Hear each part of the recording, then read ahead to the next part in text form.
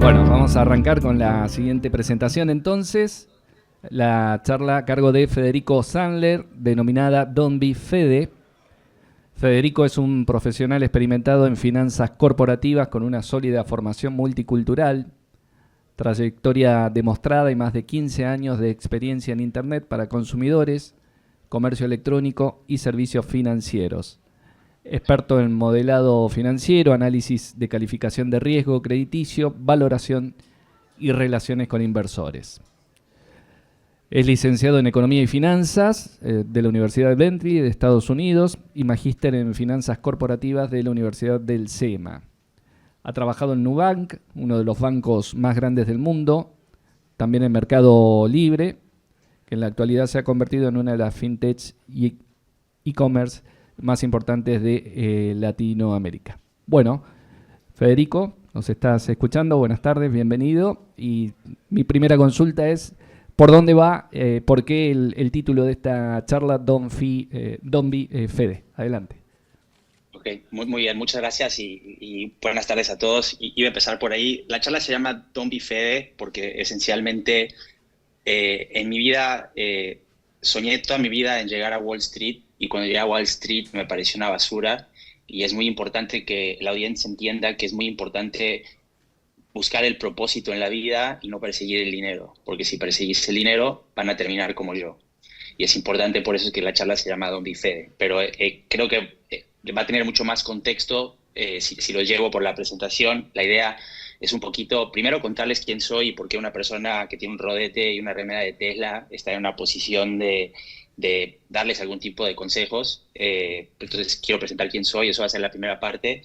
Después de hablar un poco de por qué creo que Latinoamérica es una tierra fértil para la disrupción digital, más allá de finanzas o comercio electrónico. Creo que la digitalización va a pegar en todos los verticales posibles, en todas las industrias, no importa qué tan física sea.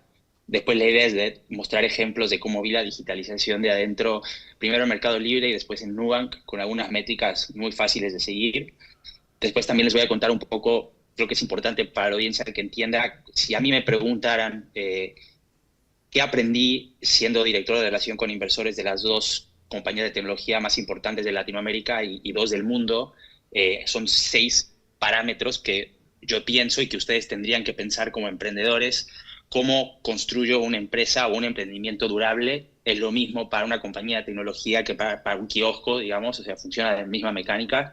Y después quiero guardarme, no sé, 5 minutos para la parte más importante para mí de la presentación, que es los objetivos sobreambiciosos y lo que se denomina burnout, el cual yo experimenté con ataques de pánico, ribotril, Alplax, todo tipo de medicación, con lo cual hay todo un lado B del éxito y de llegar a Wall Street. Pero bueno, empezando por el principio, un poco mi carrera pretecnológica, todo empieza con una batalla campal con mi familia en el año 1999 para irme a estudiar a Estados Unidos. Si bien tengo un acento extraño, soy totalmente argentino, nací en México producto de que mi familia en ese momento estaba viviendo ahí, pero mi familia, siendo una familia muy tradicional argentina, no querían que me fuera a estudiar a Estados Unidos y al mismo tiempo yo había desarrollado una pasión muy grande y un sueño muy grande de ir a trabajar a Wall Street.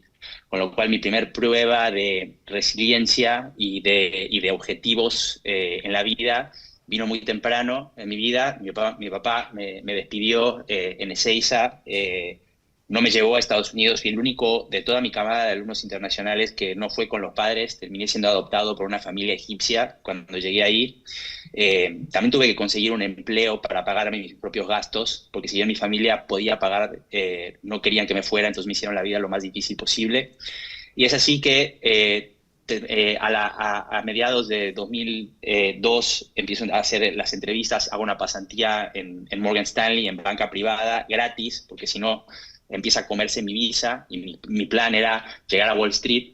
Entonces, básicamente, en el medio, perdón, no comento, sucede el atentado a las Torres Gemelas, con lo cual hace aún más difícil mi sueño de llegar a Wall Street, porque simplemente no tenía la nacionalidad correcta. Entonces entrevisté en Goldman Sachs, en Credit Suisse, Morgan Stanley, Citi, todos los bancos, y siempre recibía la misma respuesta.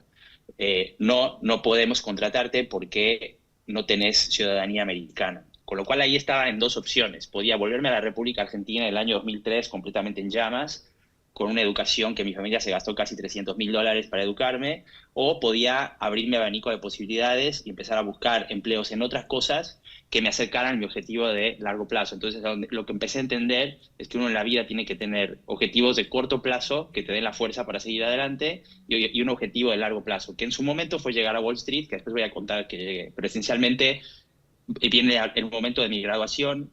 Mi papá, con la toga puesta, es decir, todavía caliente, me sienta en el hotel, me dice, esto está muy bonito, Estados Unidos, Boston, hermoso, universidad de $40.000 al año, dame la tarjeta de crédito, no te pago más nada. A lo que le dije, toma la tarjeta de crédito, acá está mi visa de trabajo, acá voy a ganar $50.000 por año, acá está mi contrato de alquiler, no necesito tu dinero, muchas gracias. Y fue la primera prueba a mis padres y a mi familia de que yo no era un niño rico más que quería estudiar a Estados Unidos, sino que tenía un propósito muy claro. Es así que comienzo mi carrera pre-tecnológica en una compañía que se llama Liberty Mutual, es una de las aseguradoras más grandes del mundo. Termino empezando en el fondo del tarro, como el buchón de la compañía, como auditor interno. Básicamente de la cadena de comida es la más baja de todas. El primer año viajando en todo Estados Unidos, aprendiendo las operaciones hasta que tramitaran mi visa internacional, o sea, mi visa de trabajo. Después empecé a viajar de manera internacional, auditando todo tipo de procesos y operaciones de la compañía en España, en Portugal, en Brasil, en varios lugares. Y al año y medio más o menos me di cuenta que claramente no era mi propósito trabajar en seguros, tampoco me gustaba el frío en Boston, con lo cual empecé a buscar moverme, acercarme más hacia mi propósito, y tuve la suerte y la fortuna de conseguir una empresa, una consultora que viene, para los que son más adultos, más grandes, yo tengo 44, de Arthur Andersen, de un spin-off de Arthur Andersen, la parte de Management Consulting. La compra una compañía que se llama Robert Half y le pone Protiviti. Esta compañía me contrata a mí para ser consultor senior en todo lo que es la parte bancaria, básicamente asegurarnos que el banco cumple con todas las políticas y procedimientos antes de que venga el regulador a auditarlo, es decir, prevenir que tengan una multa. Y básicamente ahí trabajé unos 3 años, más o menos, viajando por todo Estados Unidos. Y a tal punto que básicamente cuando se terminó mi visa y me ofrecieron el Green Card, decidí no quedarme en Estados Unidos, si bien ganaba más de $100.000 al año, tenía el auto de mis sueños, vivía en South Beach, en un departamento con un jacuzzi en el living, no estaba cumpliendo mi propósito y era el hombre del viernes. Es decir, me la pasaba bien el viernes, me la pasaba bien el sábado, me gastaba la plata, y el domingo al mediodía tenía que estar en un avión, podía ser a Nueva York, muy sexy, o Los Ángeles, o podía ser Dakota del Norte o Mississippi, cero sexy, y pasar ahí 6 meses. Con lo cual le digo que no al Green Card, la mejor decisión que tomé en mi vida. Me vuelvo a la Argentina en mayo del 2008 y en octubre de 2008 explota la crisis financiera internacional. Lehman Brothers estalla por los aires. Terminan echando al 50% de mi consultora, que muy posiblemente hubiese estado yo adentro, con lo cual empiezo a entender que el costo-oportunidad de reeducarme y ir más profundo hacia mi propósito, el costo-oportunidad es muy bajo, porque el año 2009 es básicamente un invierno nuclear, donde no hay trabajo. Es así que voy a mi papá y ahí tengo mi segunda prueba de propósito y resiliencia y le digo, papá, tengo ganas de estudiar una maestría en finanzas corporativas, a lo que me responde, me parece muy interesante, si quieres estudiar eso, vende el auto. Fui a Mercado Libre, que después sería empleado de Mercado Libre, vendí el auto, fui con el efectivo a la Universidad del SEMA, lo pagué de una y me dediqué todo el año 2009 a reentrenarme y a reeducarme para poder conseguir este propósito de volcarme hacia las finanzas corporativas. Y es así que termino como analista crediticio en Fitch, en el sector que ustedes deben conocer muy bien, que es el sector de energía, petróleo y gas. Termino cubriendo básicamente a YPF, Tecpetrol, Pan American Energy, Edenor, Edesur, Transener, hasta estuve adentro del reactor nuclear Atucha. Esos fueron muchos años de aprendizaje, de cómo armar modelos, de cómo leer balances, de cómo hacer análisis financiero. Ahí estuve de 2010 a 2012 y finalmente en 2015 es donde ya mi vida empieza a tomar una velocidad un poco más rápida y una de las compañías que yo cubría en su momento, no sé si ustedes están familiares con el nombre Geneia, antes se llamaba Engasud, el CEO del momento me llama, me dice, mira, la verdad que laburaste muy bien conmigo, voy a armar un fondo de inversión, quiero que vengas como mi analista, y es así que me vuelco a este fondo chico boutique que se llama Power Infrastructure, que lo armamos desde cero, o sea, básicamente era la persona que servía el café, que armaba los decks de inversores, los que creaba las compañías, los que movía los dividendos de las compañías operativas a la holding para pagar la deuda de las compañías que compramos. Y así participé activamente de la adquisición de 3 compañías, que compramos el Edenor de Salta, que se llama Edesa, después compramos el Edenor del sudeste de la provincia de Buenos Aires, que se llama EDES, después compramos el del noroeste, creo que se llama EDEN, son 4, perdón, compañías, y después terminamos comprando una compañía de servicios petroleros en Comodoro y Chubut, que se llama Servicios Petroleros Argentina, pero era propiedad de Kia Energy antes. En el pico del kirchnerismo ellos dejan la operación y la terminamos comprando. Cuestión es que, básicamente, para el año 2015, mi vida toma una velocidad estrepitosa. En el medio de estar analizando un proyecto para traer talados para Vaca Muerta, me toca la puerta a Mercado Libre. Para hacer una historia larga corta, después de 10 entrevistas, la última con Marco Galperín, entro como director de relación con inversores. Para darles un poco más de color de qué fue lo que hice ahí, básicamente lideré toda la estrategia de relación con inversores para Mercado Libre. Lo que significa eso es que no solamente era el patoba de la compañía y le decía quién podía reunirse con Marcos y quién no, porque es muy importante, el tiempo de Marcos vale, entonces no todos los inversores son creados igual, por lo tanto no pueden acceder al management de manera igual, por lo cual mi rol era estratégicamente buscar a los inversores que compartían la visión de Marcos, así como los inversores compartían la visión de Bezos, y ponerlos enfrente de él. Además de eso, también mi responsabilidad era de gestionar toda la producción de las informaciones trimestrales. Una compañía que cotiza en bolsa tiene que reportar balances todos los trimestres. Necesitábamos crear también todo digamos, el tablero con todas las métricas que utilizábamos para explicar los resultados de la compañía.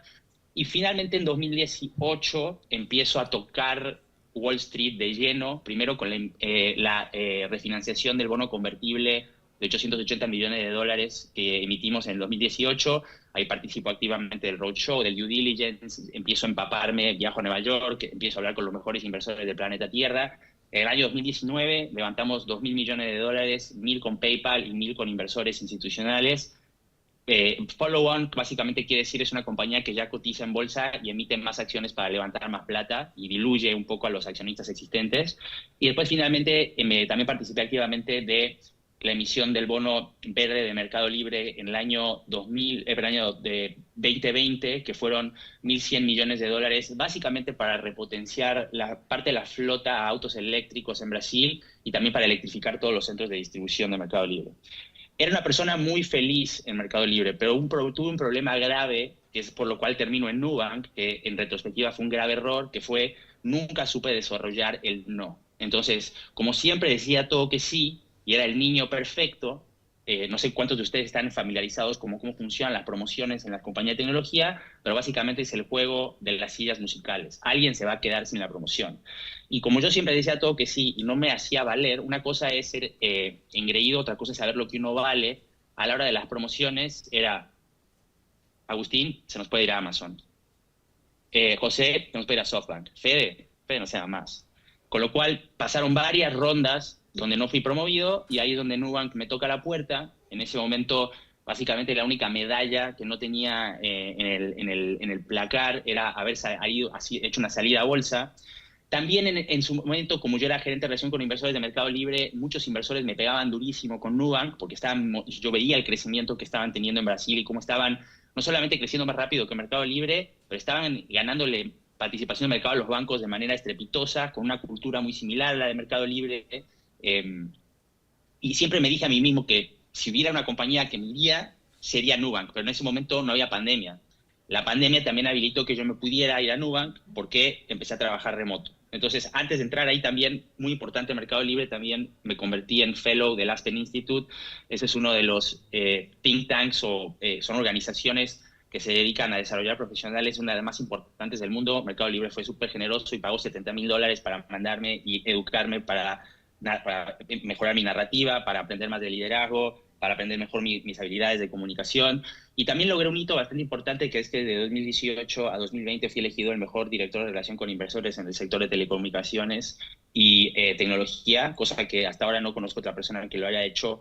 no solamente del lado de los analistas, pero del lado de los inversores. Gané el trofeo de los dos lados. Pero cuestión, me fui a Nubank y ahí participé del equipo que lideró la salida a bolsa más grande de la historia de Latinoamérica. Levantamos $3.000 millones de un saque con 50% de ese monto ya anclado antes de tocar la campana.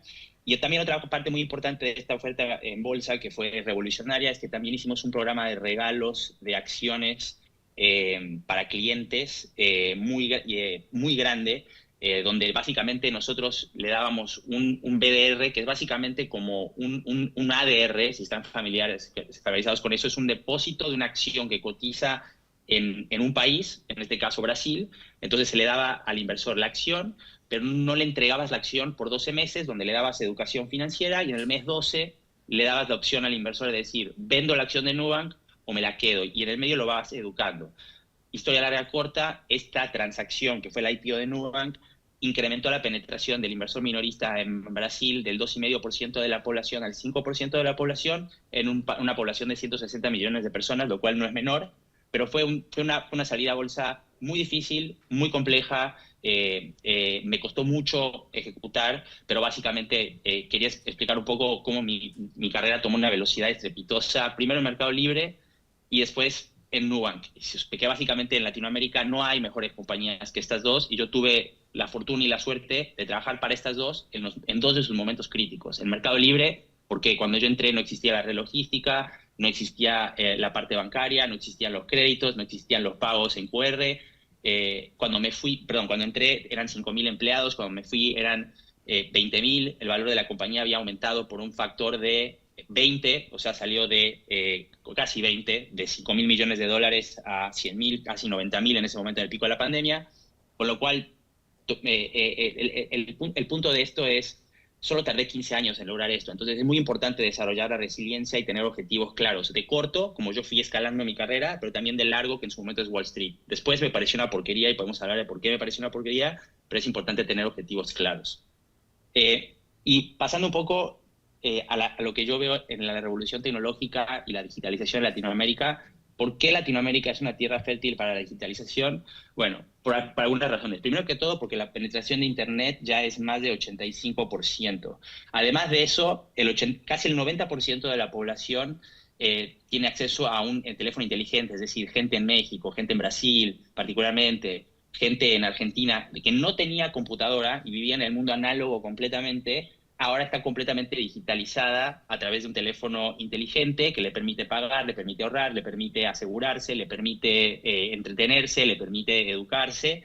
Pero además de eso, también hay algo no menor que yo hablaba mucho cuando estábamos haciendo la salida a bolsa en Nubank, en el roadshow, que es el proceso donde uno medio que seduce a los inversores, que es el dividendo demográfico. Entonces, Latinoamérica tiene un dividendo demográfico muy potente, que es el 50% de la población aproximadamente tiene menos de 30 años, con lo cual, a medida que estos nativos digitales, que son la gente que creció con la pantalla, crezcan, mejoren su empleo, suban en su vida, cada vez van a consumir más de estos servicios de compañías tecnológicas. Por eso es que estamos viendo que crece el e-commerce a tasas de 20% promedio en dólares por año. Nubank, hay emprendimientos digitales como Rappi, Corner Shop, Click, Bitso, Creditas, que es una compañía basada en Brasil que hace créditos securitizados. Todas son nativas digitales. Y además, otro punto no menor de Latinoamérica, que es muy importante, que también lo resaltábamos en el roadshow de Nubank, es que los latinoamericanos usan las redes sociales de manera mucho mayor que otras sociedades, en promedio de entre 2 y 6 horas por día, pero si ustedes ven el ranking de Twitter, de Facebook, de Instagram, Brasil, México, Colombia, Argentina siempre están entre los primeros 5 o 10, con lo cual acá hay una tierra fértil para la digitalización, y en mi visión yo creo que en los próximos 10 años van a salir compañías muy, muy grandes de Latinoamérica, además de las que ya conocemos. Esta sección es importante porque básicamente lo que les voy a pasar acá es el resumen de qué aprendí en 7 años de hablar con los mejores inversores del planeta Tierra y de trabajar con los mejores emprendedores, algunos de los mejores emprendedores del planeta Tierra. Uno se llama Marcos Galperín y el otro se llama David Vélez. Entonces, si yo tuviese que condensar qué hace a un emprendimiento o a una compañía durable, que es lo mismo, si es Mercado Libre o es un kiosco, son estos 6 pilares. Número uno es la cultura. Entonces, ¿qué es la cultura en una empresa? Es básicamente lo que hace que o sea, es cómo la compañía toma decisiones, cómo la compañía contrata gente, cómo la compañía echa gente. Es una metodología. Entonces, cuando yo estaba en Nubank o en Mercado Libre, la compañía tiene principios culturales. Por ejemplo, emprendemos y tomamos riesgos. Competimos en equipo para ganar. Esos son dos principios culturales del Mercado Libre. Somos dueños y no inquilinos. Principio cultural de Nubank. ¿A qué me refiero con esto? Todos estos principios culturales están atados a los objetivos de cada persona. Es decir, yo tengo que estar alineado con todos los objetivos culturales, perdón, con todos los principios culturales de Nubank y Mercado Libre, y tengo que tener objetivos medibles que se aten a esa cultura. Y si no te puedes atar a esa cultura, salís. Entonces, ¿qué es lo que empieza a suceder? Es que yo caminaba por Mercado Libre en Nubank y decía, ese es un Melier. Ese definitivamente no es un Nubanker. Entonces, esto hace que haya un sistema, digamos, casi natural, que atrae al talento correcto y expulsa al incorrecto. Entonces, lo peor que te puede pasar es traer un tipo brillante a tu equipo que pudre a los demás porque tiene mala actitud, porque no quiere compartir las responsabilidades. Es mucho mejor tener a alguien por ahí quizás no tan brillante, pero que sepa trabajar en equipo, que a tener al mejor de todos y que sea súper tóxico. Eso es lo que hace la cultura. Entonces, número uno es la cultura, es súper importante y tampoco se puede meter en un modelo financiero. Entonces, si alguno me sigue en Twitter, ustedes van a ver cómo le doy a la cultura, la cultura, la cultura. Eso no entra en un modelo de flujo de fondos descontado. Entonces, hay infinidad de inversores que se perdieron todo el upside de Mercado Libre y todo el upside de Nubank porque no le daban los ratios. Claro, pero nunca consideró la cultura, la capacidad de aprender de los errores, la capacidad de pivotear producto. Eso no entra en el modelo financiero. El equipo es muy importante también. Y me refiero al equipo. Necesitas un equipo que no sea dogmático, necesitas accionistas que estén alineados con la visión de largo plazo. Entonces, mucho de mi trabajo era educar a los accionistas de Mercado Libre que si no construíamos una red logística en el año 2016, íbamos a morir a manos de Amazon. Entonces, no era un gasto la red logística, era una inversión que nos iba a permitir tener un modelo de negocio mucho más defensible y además era clara la data que a medida que bajan los tiempos de entrega sube el consumo online. Con lo cual es importante no solamente tener un management que no tiene problema en destruir los márgenes antes de que se los coma otro, pero además tener los accionistas alineados. ¿Qué le pasa a los bancos en Argentina, en Brasil, en México? Primero que tienen un management que no puede soltar la forma de cómo hacían las cosas, número uno. Pero ese es el primer problema. El segundo problema es que tienen sucursales, o sea que tienen un modelo de negocios antiguo que no pueden deshacerse. Y número tres es que tienen una base de accionistas que no entienden, necesito utilizar el margen para crear un banco digital y competirle a las fintech. Ellos quieren los dividendos, dame margen. Entonces, si no tenés un equipo que esté alineado con estas tres puntas, es muy posible que te disrumpan. Y no importa en la industria que estás, sea petróleo, sea industria pesada, todas van a sufrir algún tipo de disrupción. Después tienen que tener un potencial de crecimiento para que sea durable. Entonces, no puede, si el emprendimiento es muy bueno, pero está en una industria que no crece, es poco probable que puedan escalar. Después tiene que tener un moat. ¿Qué se refiere a un moat? Es la fosa. Entonces, no sé cuántos de ustedes conocen a un inversor que se llama Warren Buffett, pero básicamente es uno de los inversores de las finanzas corporativas y el inversor más exitoso del planeta Tierra, que sigue vivo y tuve el honor de conocerlo personalmente. Pero básicamente él en su cabeza ve las inversiones como qué tan profunda es la fosa que tiene en la inversión que estoy por hacer. Entonces, ¿cuál es el moat de Mercado Libre hoy? La red logística, porque nadie le puede competir a Mercado Libre con la velocidad de entrega, ni con los costos, ni con la profundidad de artículos, ni con los precios que tienen. ¿Cuál es el moat de Nubank? Es que tiene un algoritmo o un motor crediticio que básicamente puede determinar, en base a información única de ustedes, aunque ganen la misma cantidad de dinero, cuál es la probabilidad de que ustedes no me paguen. ¿Por qué? Porque activaste tu tarjeta de débito a 400 kilómetros de donde dijiste donde vivís, porque tu patrón de consumo es, viste, riesgoso, porque tu mail tiene 7 ceros. Entonces hay muchas, digamos, actitudes comportamentales que pueden cambiar tu perfil de riesgo. Eso los bancos simplemente no tienen la habilidad de manejar esos datos. Entonces, eso es y hago doble clic, y a medida que bajan a las clases sociales, es decir, medido en salarios mínimos, la diferencia en incobrabilidad de Nubank y los bancos se hace cada vez más grande. Entonces, prestarle a la gente rica es muy fácil, por eso American Express tiene default de menos del 1%. Ahora, anda a prestarle a una persona que gana 2 salarios mínimos. Ahí es donde, si lo haces bien, ahí es donde está la mayor tasa. Pero si lo haces mal, te morís. Entonces, ese es mode, digamos, de Mercado Libre. Después tienes que tener lo que se dice unit economics. Entonces, por cada dólar que entra de ingresos, ¿cuántos costos tengo y cuánto me deja de rentabilidad?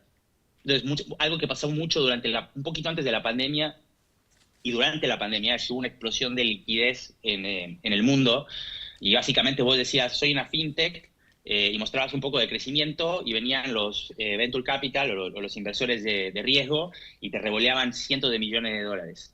El problema es que después se dieron cuenta que el crecimiento solo no te lleva a ningún lado.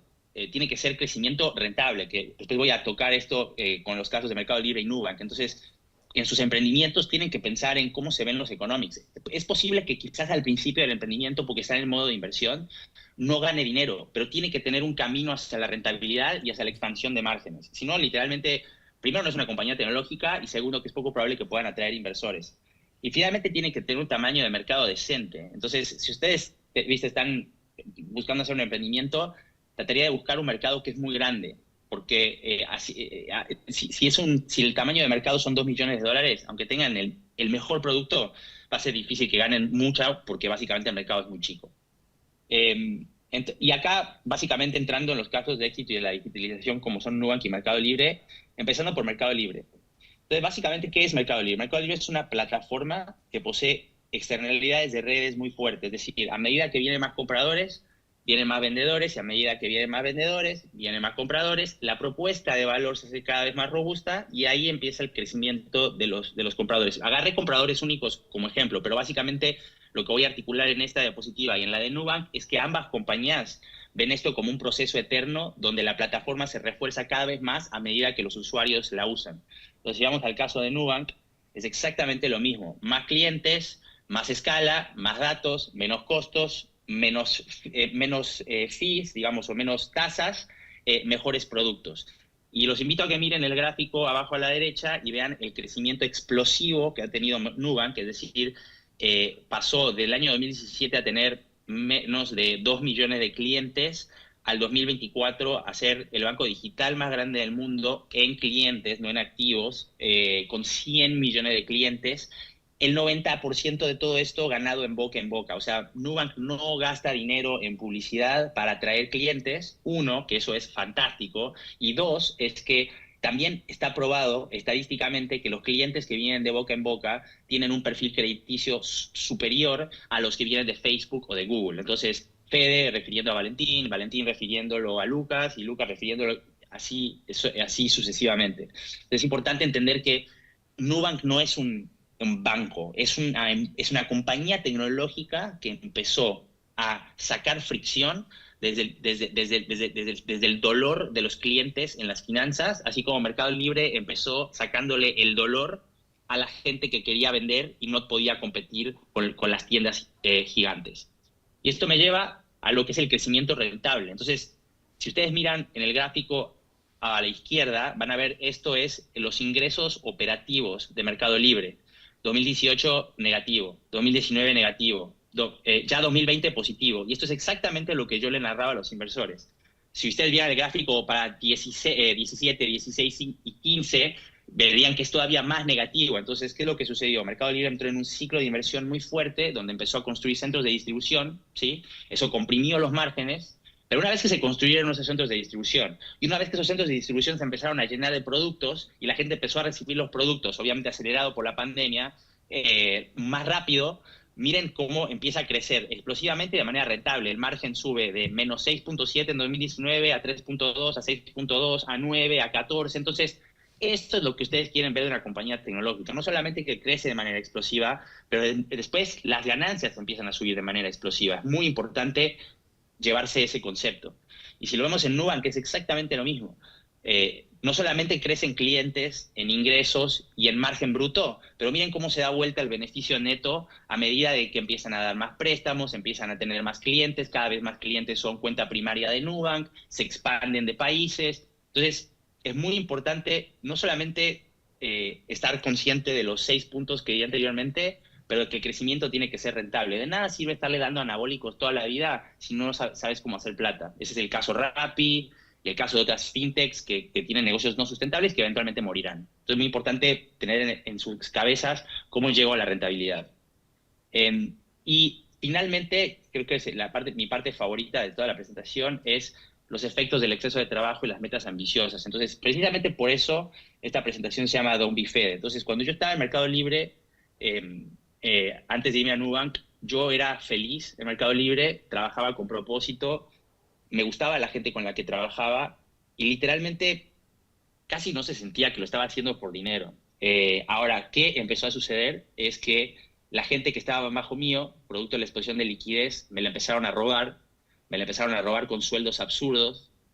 Mi mano derecha se fue a hacer el IPO de D-Local, que es el unicornio uruguayo, por ejemplo, y yo me empecé a pensar, ¿por qué no me pagan más? ¿Por qué no gano más plata? Y en ese momento es donde Nubank me toca la puerta. Y fue el error más grave que cometí en mi vida, porque no tenía fit cultural, porque simplemente ir atrás del dinero es un error, porque cuando lo obtengas te vas a sentir vacío. Y eso es lo que yo sentí cuando me pasó lo que me pasó. Pero básicamente, en la zona de confort es el riesgo más costoso para que ustedes crezcan. Entonces, básicamente, la gente crece en la incomodidad. ¿Ok? Ese es el punto número uno. Ahora, yo no les mencioné, pero yo nunca tendría que haber trabajado en finanzas. Yo tendría que haber ido a la escuela de aviación en Córdoba. Yo quería volar Mirage, quería ser piloto aviador. No quería mover planillas en un Excel. Quería estar arriba de la cabina de un Mirage. Pero no pude, ¿ok? Porque nací en México, lamentablemente, por política de Argentina, porque mi familia se fue exiliada, porque no llegué con la nacionalidad argentina. Pero lo que sí trato de articular en este gráfico es que yo veo la vida como un flujómetro de un avión, ¿ok? Entonces, yo crecí en un ámbito sumamente privilegiado, fui al colegio más caro de Argentina, hablo 3 idiomas, todos mis amigos son multimillonarios, o la mayoría, pero el problema de quedarte en la zona de confort, es decir, acá, es que si siempre estás cómodo, nunca vas a crecer. Y lo veo con mis amigos, todos tenemos la misma edad y algunos de ellos no han crecido nada. O sea, cambian los autos, cambian las casas, cambian, dije, los perros, pero no cambia su manera de pensar, porque están demasiado cómodos, tienen todo resuelto. Ahora, a medida que empieza la excitación, uno empieza a aprender, ¿sí? Y a crecer. El tema, Don Bifede, es que no empiecen a irse más arriba del growth zone, porque eso empieza a ser estrés, y si no dicen no y siguen metiéndole más, eso se convierte en burnout, y burnout es lo que no quieren llegar, que se llama ataques de pánico, se llama tener que tomar ribotril Plax, se llama no poder dormir, se llama básicamente perder tu salud. Entonces es muy importante que ustedes, como dicen, entiendan que si están demasiado cómodos, se tienen que mover. Pero si están demasiado incómodos, tienen que bajar. La analogía para mí es la piedra en el zapato. Ustedes tienen que sentir que la vida tiene una piedrita en el zapato, pero no puede ser una navaja, ¿ok? Yo con mi fui a Nubank me puse una navaja en el zapato y así terminé. Entonces, muy importante la zona de confort. También es importante parar y mirar lo que uno hizo. Entonces, acá lo que dice es, hoy me voy a acordar de todo lo que yo solía soñar donde estoy ahora. Entonces, cuando estaba en toda esta locura de Nubank y de Mercado Libre, mi papá me decía, mi foto, ustedes la vieron, mi foto estuvo en la esquina más icónica del planeta Tierra y después me saqué una foto con la campera morada de Nubank en la bolsa de Nueva York.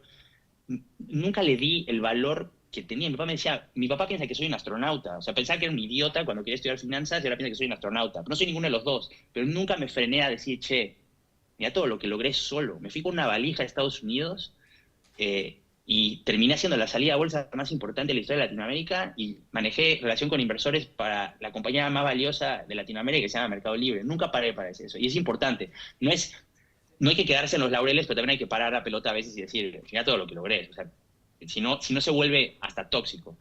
Y termino con esto. No, me faltan dos. Esto es muy importante. Entonces, yo no sé cuántos de ustedes conocen un festival es básicamente una ciudad que se crea en Nevada, en Estados Unidos, que se llama Burning Man. Yo solía ir todos los años, fui 10 años seguidos, y una vuelta, no sé si fue la última o la penúltima, siempre te cruzas con gente muy interesante ahí, pero esta persona mayor, de hecho, debería tener unos 70 años, debería tener, hablando de la vida, me dijo una frase que me pegó fuertísimo, que me quedó, que es básicamente, si ustedes no hacen espacio para su salud, básicamente van a hacer espacio para su enfermedad. Y esto es exactamente lo que me pasó en Nubank. Dejé de ver a mis amigos, dejé de ver a mi familia, solamente trabajaba por esa dopamina el éxito, y básicamente terminé rompiendo motores, caja, bielas, todo. Y estuve 1 año y medio para recuperarme. Entonces, ahora que no miro la vida más como empleos, sino propósitos, tengo 5, ¿qué es lo importante para mí hoy? Lo importante para mí hoy son algunas cosas. Arriba a la izquierda está Valentín, que no sé si está en la audiencia, pero él es el fundador de un emprendimiento que se llama WIN. Es una empresa que tokeniza los derechos solidarios de los jugadores. Me parece que tiene un propósito súper noble y es importante para mí porque quiero estar involucrado con este proyecto porque tiene un impacto más allá del dinero. Abajo está Eneas. Eneas es el hijo de uno de mis mejores amigos que tengo el privilegio de verlo todos los domingos jugar a la pelota y saber mi nombre. Yo juego todos los domingos en mi colegio. No le puedo poner precio a eso, no sé cuánto vale. Al lado está mi papá, que también es muy importante para mí. Abajo a la izquierda está mi mamá. También es importante la Fuerza Aérea. Como les dije, soy fanático de la Fuerza Aérea y los ayudo con charlas de liderazgo y en otras cosas. También es importante Burn. Burn es el que está ahí en la cancha de fútbol conmigo. Lo tengo que marcar todos los domingos. Es una preocupación muy importante. Es como Drogba, o sea, es rapidísimo y imposible de marcar. Es una preocupación. Eso es importante para mí hoy. Y finalmente, abajo a la derecha está Luis Puga, que es básicamente uno de los máximos veteranos héroes pilotos de Malvinas, derribado con un Harrier volando Mirage, donde soy socio de él en un emprendimiento de caudalímetros que básicamente miden temperatura, pH, calidad de la leche, también con un propósito muy noble que es básicamente hacer más transparente y trazable esa cadena de valor y permitirle a la Argentina exportar más para que le vaya mejor al país. Pero básicamente en ninguna de estas cosas que yo nombré acá, que es importante para mí, hablé de dinero, fama, prestigio, likes, nada de eso me importa, o salir en revistas. Y nada, básicamente es eso. Espero que les haya gustado. Esa es mi presentación y muchas gracias por su tiempo. Bueno, gracias Federico. Hacemos una rondita breve de preguntas. Si la gente tiene alguna pregunta puntual. No te escucho tan bien. Perdón. No, estábamos diciendo si tenemos 2 minutitos más para hacer alguna pregunta que quiera hacer el ¿Sí? público y ya Sí. ¿Está bien? Bien. No, estoy, tengo tiempo. Perfecto. No pasa nada. ¿Alguien por allí? Yo, mientras tanto, me quedó una curiosidad por lo que dijiste. Si tenés ganas de contar brevemente por qué te pareció una porquería Wall Street. Sí, porque básicamente, no todos, pero en su mayoría es gente que persigue dinero, o sea, es gente que solo tiene dinero, literal. O sea, su vida es dinero. Y es para mí, después de haber vivido lo que viví, para mí es muy importante vivir la vida con propósito. Y si bien me he encontrado inversores con propósito, la mayoría son solo gente que están atrás de un monitor persiguiendo dinero. Y es una manera muy triste de vivir, realmente. Eso es lo que es Wall Street. No tiene nada de sexy. Bien. Bueno, aprovecho y te hago la última entonces de mi parte. En función de lo que dijiste, hablaste de tu contexto, digamos, surgiste en un contexto, en un ambiente bien cuidado, privilegiado, con posibilidades materiales, no te quedaste con esa comodidad. Pero te hago la pregunta al revés. ¿Cuánta oportunidad hay para quienes no nacen en ese entorno? ¿Está la misma proporción? ¿A qué, en todo caso, qué Por supuesto. sugerirías para perseguirlo cuando no se cuenta con esa plataforma de lanzamiento? Sí. No, mira, te voy a ser sincero. De los mejores perfiles que yo conocí en Mercado Libre, después estudiaron afuera, pero venían de la UBA. Lo importante es tener ganas de salir adelante y tener los objetivos claros. Sí, Marcos fue a Wharton y Stanford, pero hay un montón de perfiles adentro de Mercado Libre que se educaron en Argentina y que trabajan en el Mercado Libre. Tengo varios ejemplos de gente. Lo que digo es, no es necesario ir a Stanford para que te vaya bien, ¿ok? Creo que hay una especie de como romanticismo con irse a estudiar afuera, ir a Stanford, ir a Harvard. Hoy en día la educación de calidad, el material que te dan en el SEMA no es muy distinto al que te dan en Stanford. Cambia el cartón. Ahora, lo importante es qué sabés vos, porque una vez que entraste con ese cartoncito, literalmente a nadie le importa dentro del Mercado Libre si fuiste a la UBA o si fuiste a Stanford o si fuiste a la Universidad de Belgrano. ¿Hacer las cosas bien o no? Y te van a juzgar por eso. O sea que la nafta de fui a Stanford te dura 3 semanas como máximo. Entonces, mi recomendación es tengan objetivos claros, entiendan qué quieren de la vida, qué es su propósito. No es fácil encontrarlo, no es que yo me di vuelta y dije, este es mi propósito. Tuve que dármela en la pera contra la pared para entender cuáles son mis propósitos, pero es importante buscarlo. Si no lo buscan, simplemente la vida lo va a llevar a la nariz y es la peor posición de estar, que ustedes no estén en control. Con lo cual, nada, perdón la respuesta larga, pero es tener ganas, tener propósitos y ir atrás de los objetivos. Si yo puedo llegar a Wall Street, que soy un nadie, cualquiera lo puede hacer. Perfecto, Fede, gracias. Y bueno, para tu tranquilidad te digo que sí, se conoce Win porque en la exposición anterior estuvimos escuchando y es más que interesante. Espectacular. Así es que... Es más que interesante. Bueno, les agradezco mucho el tiempo. Acá está mi email si alguno quiere preguntarme alguna otra cosa, pero les agradezco el tiempo. Les pido disculpas que no pude ir. Tuvimos algunos problemas con aerolíneas y las reservas, así que la próxima vez espero verlos en vivo porque tengo muchas ganas de volver a Comodoro. Ya he estado, pero con ustedes. Seguramente te va a llegar este aplauso de toda la gente de acá de Comodoro y hasta la próxima. Gracias.